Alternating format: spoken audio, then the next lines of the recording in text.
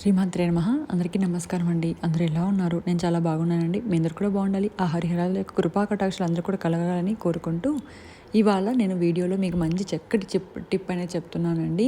అదేంటంటే అమ్మవారిని కానీ లేకుంటే ఏదైనా దేవుడి ఫోటోని కానీ అలంకరించేటప్పుడు మనకైతే పువ్వుల మాలలు వేయాలని, తులసి మాల వేయాలి కానీ, లేకపోతే పువ్వుల మాల ఎక్కువ వేయాలి, పువ్వులు కానీ పెట్టాలి అనుకోండి, ఒక గోడకు పెడితే చాలా గ్యాప్ అనేది వస్తుంది. అలా కాకుండా మనం చక్కగా ఈ టిప్ అనేది ఉపయోగించి మీరు కనుక పువ్వుల మాలను కానీ, పువ్వులు కానీ ఎన్నైనా పెట్టుకోవచ్చు. ఇక్కడ ఊడిపోవు, మళ్ళీ వాడిపోయి మనం తీసేంత వరకు కూడా ఎక్కడ మధ్యలో కూడా పూజ మధ్యలో కూడా జారిపోవు. అదేంటంటే 2 రబ్బర్ బ్యాండ్లు అండి.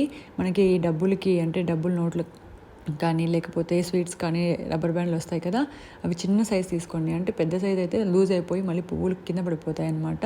టైట్గా ఉన్న రబ్బర్ బ్యాండ్లు అనేవి తీసుకోండి.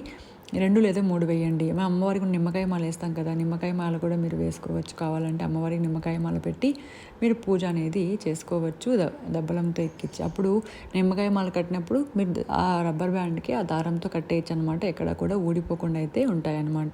ఈ చిట్కా మీరు తప్పకుండా పాటించాలని కోరుకుంటున్నాను. మీ ఫ్రెండ్స్ అందరికీ కూడా షేర్ చేయండి. అలాగే మరిన్ని విశేషమైన భక్తి వీడియోస్ కోసం మన ఛానల్ని తప్పకుండా ఫాలో చేయాలని కోరుకుంటున్నాను. దాంతోపాటుగా మన ఛానల్లో అమ్మవారిని ఎలా అలంకరించాలి, పీఠం ఎలా పెట్టుకోవాలి, దాంతోపాటుగా నైవేద్యాలు ఏం పెట్టాలి, మొదటి రోజు ఎలా మనం పూజని స్టార్ట్ చేయాలి, కలసం లేకుండా ఎలా చేసుకోవాలి, అఖండ దీపం లేకుండా ఎలా చేసుకోవాలనేది చక్కగా వీడియోస్ అయితే పోస్ట్ చేశానండి. తప్పకుండా మీరు చూడాలని కోరుకుంటున్నాను. ఇలా చక్కగా అమ్మవారిని అయితే మనం అలంకరించుకున్నాం కదా, ఎంత బాగున్నారు కదండి అమ్మవారు. ఇలా మీరు కూడా చేసుకోవాలని కోరుకుంటున్నాను.